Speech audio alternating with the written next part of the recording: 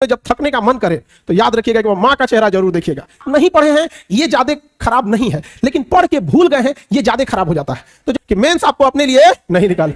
और याद रखिए जब आप फाइनल सिलेक्शन होके आएंगे ना, आपके पिताजी की आयु ऐसे ही 10 साल बढ़ जाएगी जब देखेंगे कि उनका बेटा अधिकारी बन गया, उनकी बेटी अधिकारी बन गई। और लड़की लोगों को स्पेशल थैंक्स कहिए अपने माता पिता को। रीजन क्या है कि वो समाज से, परिवार से लड़के आप लोगों को भेजे हुए पढ़ने के लिए। एक पिता कैसे पूछिएगा कितना टफ होता है यहाँ पे। आपके आस पड़ोस वाले जो कंजर्वेटिव माइंडसेट के होते हैं वो कहते हैं कि बेटी पढ़ने भेजेंगे तो बाहर जाएगी तो क्या, उनके दिमाग में ना मेंटेलिटी अजीब सी रहती है, समझ रहा है कि नहीं? तो थोड़ा उनसे लड़ना भी बड़ा मुश्किल होता है। गर्ल्स लोग के साथ फैमिली को ये फेस करना पड़ता है। कुछ कंजर्वेटिव माइंडसेट वाले ना, उनको क्या लगता है कि अच्छी लड़की, जो उन लोग को लगता है कि अच्छी लड़की घर में रहती है। अरे बेवकूफो, अच्छी लड़की अच्छी ही रहेगी, चाहे वो घर में रहे, चाहे ऑफिस में रहे, चाहे जहां भी रहे। और अच्छा लड़का या अच्छी लड़की तो अच्छे बाई नेचर होते, और खराब इंसान को चाहे जहां रखिए, मंदिर में चोरी करके चले आते हैं छोटा, सबको बताइए। अब बताओ इसमें इंसान जैसा, उसको जैसा परिवार से संस्कार मिलेगा वैसा ही रहेगा। तो गर्ल्स आपको ना क्या करते हैं ना, ये पेट्रियोटिक सोसाइटी जो है एकदम दबा के रखना चाहते हैं। अभी आप लोग को लड़ना नहीं है, अभी थोड़ा सा संभल के एकदम। जिस दिन रिजल्ट हो जाएगा ना, उस दिन बस उस समाज से कहना है कि हमने माफ किया आपको। समाज आप लोग को बहुत, और माँ बाप को इस पे बहुत लड़ना पड़ता है। और कुछ देखिए यहाँ पे क्या है ना अभी कि पुरुषों से थोड़ी सी 5-10 गलतियां होती हैं तो समाज माफ कर देता है, और आप लोगों से एक गलती होगी ना तो मुर्दे भी उठ के खड़े हो जाएंगे ताना देने के लिए। जिंदा को तो बात ही छोड़ दीजिए, यहाँ पर 10 थोड़ी से बात सुनाने लगेंगे। तो ये थोड़ी आप लोग की जिम्मेदारी थोड़ी बढ़ जाती है। तो जब जिम्मेदारी बढ़ जाती है तो थोड़े हम भी संभल के चलेंगे। जैसे बरसात में इंसान कदमे संभल के चलता है, ये देखता है कि बरसात बीत जाएगी फिर चीजें सही हो जाएगी। तो अभी का जो दौर है थोड़ा आप लोग भी अपने आप को कंट्रोल करके रखिएगा।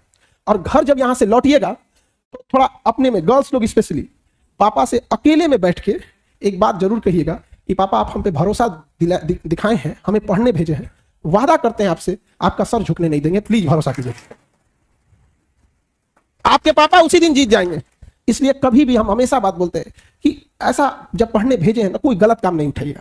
एक बार सक्सेस हो जाओ, लाइफ आपके हिसाब से चलेगी। माँ बाप आपसे पूछ के डिसीजन लेंगे, लेकिन अगर आप कुछ सक्सेस ही नहीं रहेंगे, माँ बाप आपको झेल के लेके चलेंगे, तो फिर आपसे डिसीजन क्यों लेंगे? अब आप बताइए, एक जिले का एसपी है, कप्तान है, वो कांस्टेबल से पूछ के डिसीजन लेता होगा या अपने ऊपर डीआईजी और एसएसपी से? तो अभी आप लोग एक घर में किस लेवल पे बैठे हैं, बेरोजगार हो, उसके बाद सोचते हो डिसीजन लोग तुमसे लेके पूछे। अरे बेवकूफ, तुमसे डिसीजन जरूर लिया जाएगा बट उस लायक तो बनो। तो यहां पे सब लोग को कहते हैं, और हम लड़कियों को समझा रहे हैं, इसका मतलब लड़के ये नहीं कि तुम लोग छुट्टा साड़ हो, तुम लोग भी सब चीजों से बच बचा के रहना। समझ में आ गया कि नहीं? क्योंकि ये सब चीजें में होती है ना, इंसान एक बार उलझ गया ना तो इस ये वन वे रास्ता है, यहां से लौटने का कोई रास्ता नहीं है। तो बेटर है क्यों जाके लात खाना है। अच्छा, अभी आप लोग इस सब चीजों से अगर बच जाते हैं तो पढ़ाई पे कंसंट्रेट रहिएगा, और अगर ढूंढना ही है तो अपने अपने ट्रेनिंग में ढूंढ लेना ना, अपना सेम कैडर में सेम कैडर में ढूंढ लेना। समझ आ गया कि नहीं? उस समय हम भी हेल्प कर देंगे। अरे अभी भी सच बताते हैं, कैडर ढूंढने में हेल्प करना पड़ता है तो कैसे बोलेगा? दोनों हम ही लोग से ना बोलते हैं सर, देखिए ना, उसका भी वही कैडर है, हमारा भी वही कैडर है। बात बढ़ाइए ना। हम दोनों में बात बढ़ा देते हैं, लेकिन अभी नहीं, अभी ये सब चीजें नहीं। अभी माँ बाप पैसा भेजे हैं, अभी माँ बाप अपना पेट काट के आपको पढ़ा रहे हैं, तो आप हर हाल में आपको जीना है किसके लिए? माँ बाप। ज्यादा दिन हम थोड़ी बोल रहे हैं, आपकी जिंदगी का कितना 2 से 4% टाइम ये लगेगा, आप 1 से 1.5 साल बस यही डिसाइड करेगा कि पूरी जिंदगी, पूरा खानदान आपका कैसा रहेगा और कैसा नहीं रहेगा। और इसी में स्टार्टिंग में ही थोड़ा बहुत अगर आप भटक गए तो फिर कभी सक्सेस नहीं होंगे, फिर अपने आप को कोसने से कोई फायदा नहीं है। रीजन समझिए, आप जैसे कोई नया स्टूडेंट आएगा, उसके अंदर एक एंथुसियाज्म रहेगा, मोटिवेशन रहेगा कि हमें पढ़ना है, लेकिन अगर आप पढ़ लिए, सिलेबस खत्म हो गया है, थोड़ी सी लापरवाही कर दिए, फिर दोबारा उसी में बैठिएगा, आपको मन ही नहीं लगेगा, या फिर वही पढ़ना पड़ेगा, फिर वही अक्षांश देशांतर, वही राष्ट्रपति महाभियोग, क्या देखे आप, खुद पे महाभियोग लग के बैठा हुआ है। नहीं समझे? तो ये याद रखिएगा, आप भले 1 साल लेट से तैयारी करो, लेकिन 1 साल लापरवाही मत करो। अपने आप से आज पूछ लो, अगर मन भटक रहा है इधर उधर, तो हम कहते हैं कि 1 साल तुम देर से ही चालू करो, लेकिन बीच से मत लौटो, क्योंकि आधे रास्ते से लौटने से बेटर है कि उसी रास्ते पे आगे चल दो, क्योंकि उतनी ही दूरी तय करनी पड़ेगी। लौट के आओगे तो खाली हाथ रहोगे, चल जाओगे तो मंजिल मिलेगी। यहां पर इस सब लापरवाही से नहीं रखना। बड़े मुश्किल से माँ बाप पैसे भेजते हैं यहाँ पे। दूसरा कि जब आप पढ़ाई करने बैठते हैं तो यंग एज में माइंड बड़ा डायनेमिक होता है, ये करना है वो करना है, और बहुत सारे बच्चे मेंटल डिलेमा से गुजर रहे होते हैं। देश के 15% यंग एजर्स सिजोफ्रेनिया से ग्रस्त है। सिजोफ्रेनिया होता है ना कि आपस में खूब थिंकिंग करने लगेंगे, आप दिन भर सोचने लगेंगे। और ये क्या है ना, भारत का इंसान, जब तक कोई इंसान पूरी तरह पगला ना जाए, उसको ये नहीं मानता है कि इसको कोई दिमाग की बीमारी है। मतलब जो सनक जाएगा, बाल और नोचने लगेगा, तो तभी उसको समझेगा कि पगला गया। बट ये ज्यादा है। अब जैसे आप यूपीएससी की तैयारी कर रहे हो, गांव में झगड़ा होगा। अब क्या है ना कि यंग एज में माइंडसेट बच्चे 2 दिन डिस्टर्ब रहेंगे। हमको बताया है, रुक बताते हैं, वर्दी लग जाने दो फिर बताते हैं तुमको। वो दिमाग में घूम रहा है। और आपको बताने की जरूरत नहीं है, इसमें हर बेंच पे 1 से 2 ऐसे बच्चे होंगे जिनके साथ ये प्रॉब्लम है, चाहे वो लड़का है या लड़की है। हमसे मत छुपा बाबू, तुम जिस रास्ते पे चल रहे हो उसके ट्रैफिक पुलिस रहे हैं हम,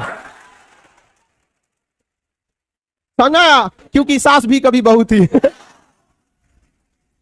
तो हमें ये चीज भली भांति पता है और हम आपकी तकलीफ को समझते हैं। आप पूरे दिन खत्म होने के बाद ऐसे बच्चे रात में रियलाइज करते हैं कि हमने आज पूरा दिन बर्बाद कर दिया।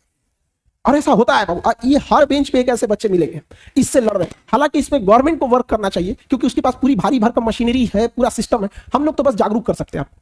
तो ऐसी चीजों में थिंकिंग्स ज्यादा आती है, तो थिंकिंग को रोकिए। आइडियाज दुनिया में हर लोगों के पास 10 आइडिया है। यहाँ हजारों लोग बैठे हैं, सबके पास एक एक आइडिया है। आइडिया की वैल्यू नहीं है आज के टाइम पे। आज के टाइम वैल्यू है एग्जीक्यूशन की। आप उस आइडिया को एग्जीक्यूट कर पा रहे हैं कि नहीं। सबको पता है कि किस तरह से रिजल्ट होता है, आइडिया सबके पास है, स्ट्रेटजी सबके पास। रिजल्ट किसका हुआ? जो उसे एग्जीक्यूट किया। आपको पता है प्लानिंग बनाने की ज्यादा जरूरत नहीं। पढ़ाई चालू करो, यहां पर प्लानिंग बनाओ कि आपको टाइम कैसे बर्बाद करना है। लेकिन तुम लोग टाइम कैसे बर्बाद, टाइमिंग क्या बनाते हो? पढ़ना कैसे है। अगर मछली ये टाइम टेबल बनाए कि उसे तैरना कैसे है, तब तो हो गया मछली का कल्याण। आप पढ़ने आए हो बाबू, आपका दिन रात यही काम होना चाहिए कि पढ़ाई कर रहे हैं। आपके पास टाइमिंग इस बात की टाइम टेबल होना चाहिए कि बाहर कब जाना है, फोन पे कब बात करना है, कैसे क्या करना है। आप यकीन मानिएगा, आप ये बर्बाद वाला टाइम एक बार शेड्यूल बना के देखिएगा, फिर समझ में आएगा। हम लोग का भी फिक्स रहता है कि कितने बजे से कितने बजे के बीच में कोचिंग से स्टूडेंट से रिलेटेड प्रॉब्लम सुनना है। उस टाइम पे कुछ भी आ रहा है, हम लोग दूसरे का नहीं सुनेंगे। फिर स्टूडेंट को छोड़ के ऑर्गेनाइजेशन लेवल पे कौन सा प्रॉब्लम सुनना है, उसकी अलग टाइम स्लॉट है।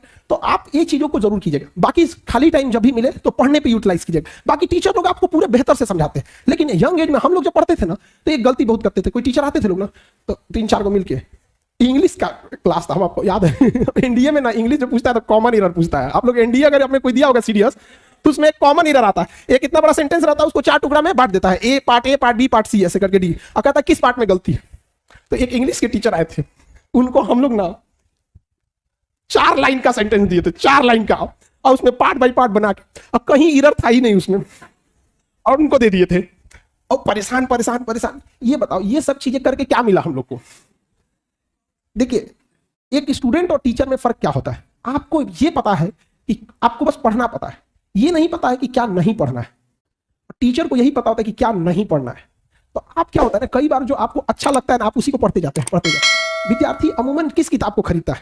वो दिमाग में बैठाया रहता है कि उसको कोई टॉपिक, सपोज कीजिए ज्योग्राफी का किताब खरीदने गया, उसको पता है कि मंगल ग्रह के बारे में कुछ पता है सपोज, तो उसको देखेगा किताब में कि वो बतिया उसमें लिखा है कि नहीं।